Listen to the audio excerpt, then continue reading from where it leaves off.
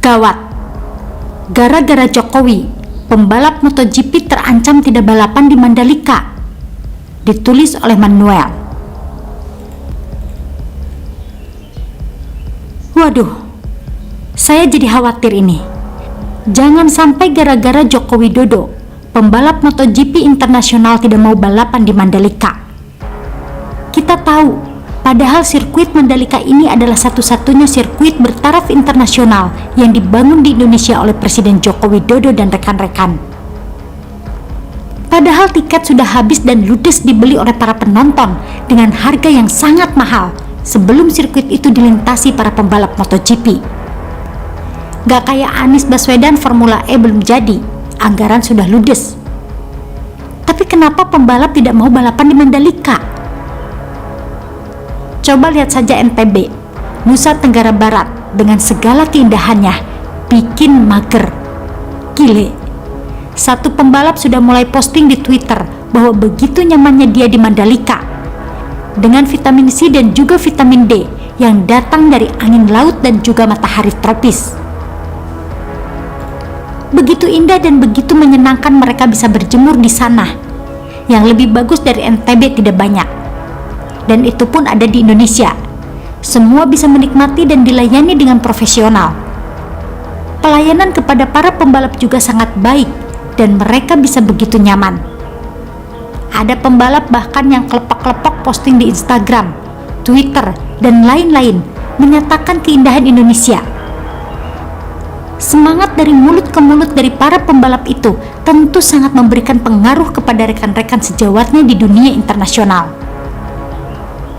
Pengakuan internasional ini menghancurkan kesombongan dan kebodohan dari Anies Baswedan dan juga orang-orang Gerindra soal hal Mandalika yang dianggap gak bagus.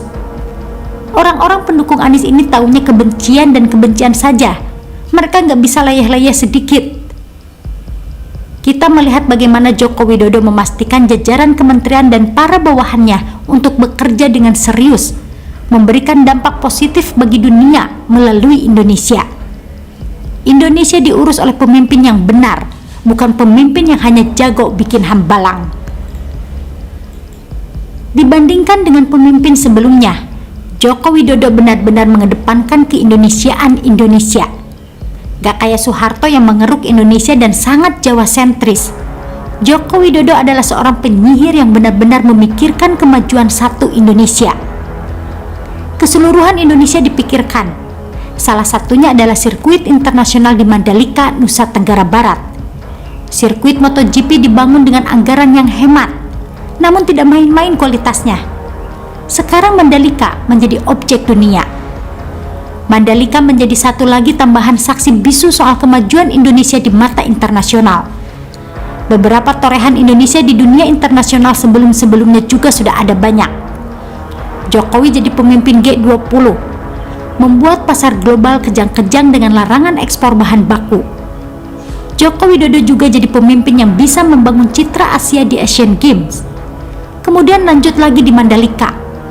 Sangat jarang seorang pemimpin di 2 periode bisa membuat Indonesia bisa berkali-kali mengagetkan dunia ini. Semoga saja negara ini semakin baik dengan Joko Widodo. Kita kembali lagi ke Mandalika. Saya jadi takut nih, para pembalap malah lupa untuk balapan karena tersihir dengan keindahan alam dan nyamannya servis di NTB. Jangan bilang nanti mereka nggak mau balapan karena tersihir juga dengan vitamin C dan vitamin D. Mereka akan dihipnotis dengan keindahan alam di Indonesia yang dikemas dengan begitu baik oleh pelaksananya. Mereka akan melihat bagaimana buih-buih ombak berdebur-debur di pinggir pantai sampai lupa waktu. Mereka ada di surga dunia bernama NTB.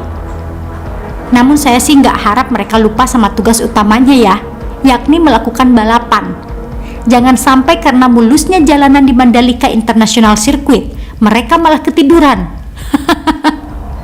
Apakah saya terlalu mendefinisikan pekerjaan Presiden Jokowi? Ya, bisa dikatakan begitu. Karena saya baru sadar selama kepemimpinan dari Soeharto sampai sekarang, Joko Widodo terlalu baik untuk kita. Bahkan rakyat Indonesia nggak sadar bahwa Jokowi ini pemimpin revolusioner. Semoga saja negara ini semakin maju di mata internasional. Biarkan anjing-anjing kurap menggonggong dan kadal-kadal guru mendesis karena kepanasan melihat silaunya Indonesia yang melampaui Palestina, Yaman, dan berbagai negara yang hancur karena isu agama. Selamat Pak Jokowi. Semoga balapan lancar, pembalap nyaman, dan negara ini bahagia. Begitulah dari Kura-Kura. Bagaimana menurut Anda? Artikel ini dilansir dari suwet.com.